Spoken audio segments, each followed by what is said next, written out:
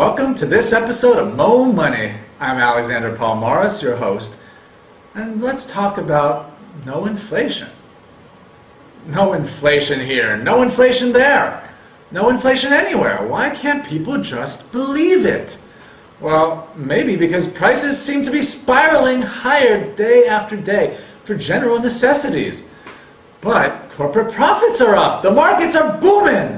Well, actually, I guess commodity prices are soaring too, but thank goodness there's no inflation here. In fact, there is so little inflation, why should we, the Federal Reserve, bother telling anyone how much new money we keep printing?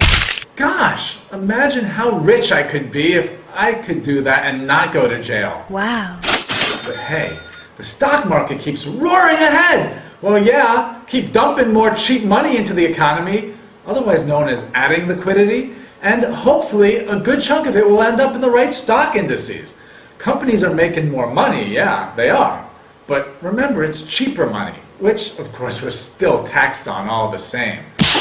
Now just think, if the Fed is actually printing money at closer to a 7.5% annualized rate, well, even a 10% annual rate on your investment doesn't seem quite so amazing. And forget about the 4% you're maybe getting now.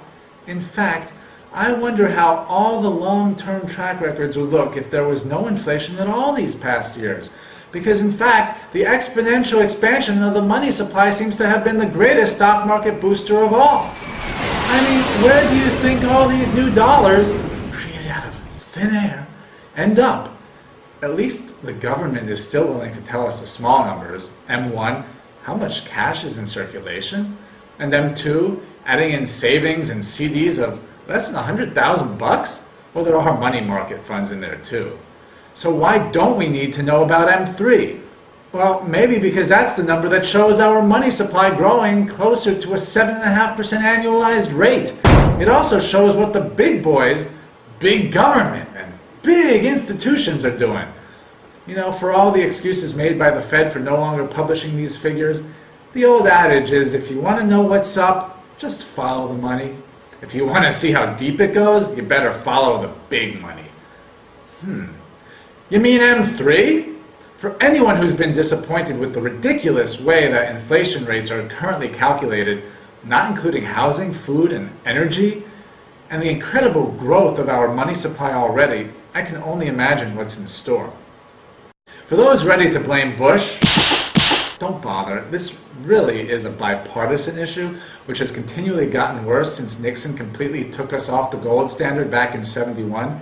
It didn't actually start there. Roosevelt, in fact, outlawed private gold ownership in '33.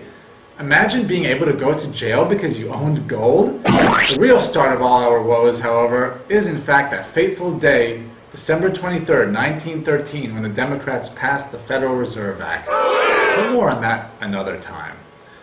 On a good note, we do know that turning on the dollar printing presses will make us all millionaires even sooner. If it'll be worth anything by then.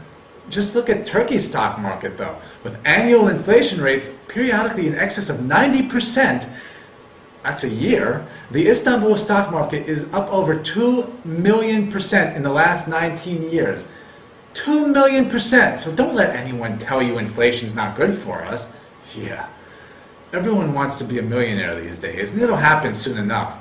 Unfortunately, I think it would mean a lot more if we weren't all paying $100 for a cup of coffee.